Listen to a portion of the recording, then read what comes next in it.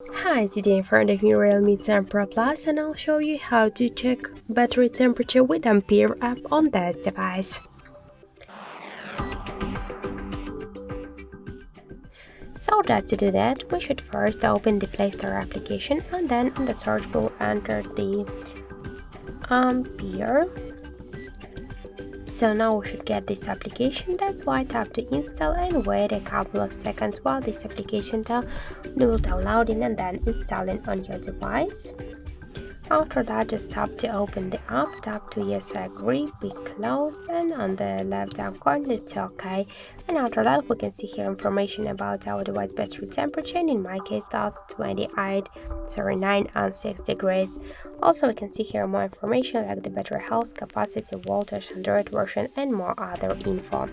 So that's it, thank you for watching, and if you find this video helpful, don't forget to leave a like, comment, and to subscribe our channel.